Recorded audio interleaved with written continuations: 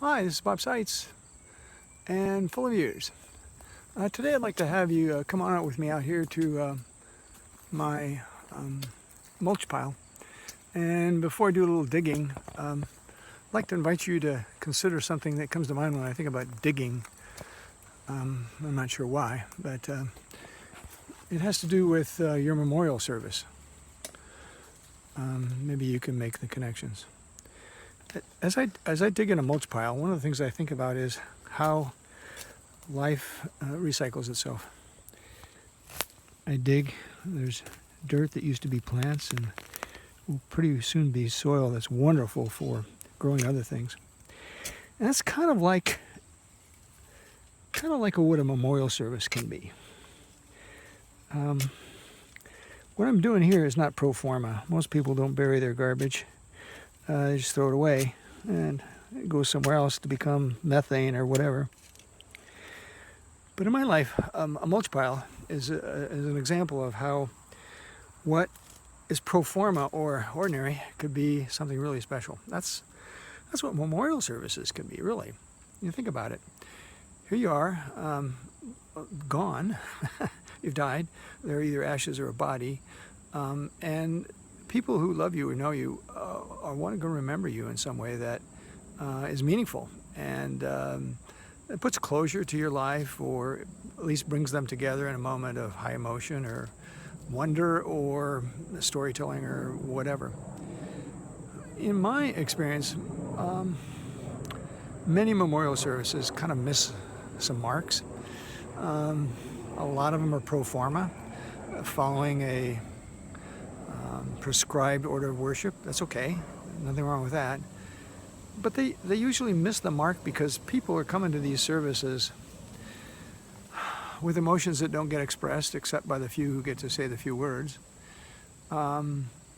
with deep feelings that are masked by too many words that are not really all that valuable once folks have left.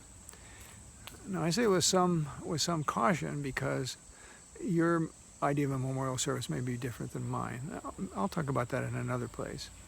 But for right now, I want you to consider what would happen if you planned your own memorial service rather than left it to those who you've left behind by your death. If you haven't planned your memorial service, guess what? Somebody else is going to do it for you. And they may or may not put together a service that really captures who you were or what you were all about. They may miss the mark in terms of your character or what you had hoped for your life. They may not satisfy your desires for your last witness. If you don't plan your memorial service and somebody else does, you've just given somebody else a new job. I have participated in any number of these, and as a survivor and as a family member, and where there was planning that had taken place, it was a little bit easier to go through this whole experience because we knew what we were doing. Because there was a form or wishes or ideas that we could live out in our conversation with the folks who would be leading the worship service. So it was a little easier. In the places where it wasn't, that was kind of tough because when we were trying to juggle all these other details, and if you've gone through the death of a loved one, you know what I'm talking about. All these other details, we were juggling those things. At the same time, we were trying to put together a meaningful worship service. Hardly the stuff of a non-stressful life, huh? So if you plan your worship service, you can think along with me in this blog about how you might do that, some big ideas and some little ideas, some details. And you can start on a process that could involve others in making this last worship you'll ever be at something special for folks, something meaningful, memorable, inspiring, grace-filled, and joyful. And so I invite you to start that process now, to start planning your own worship service. Or if you don't understand that,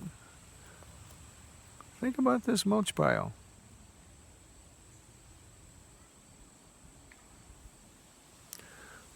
There's a metaphor, huh?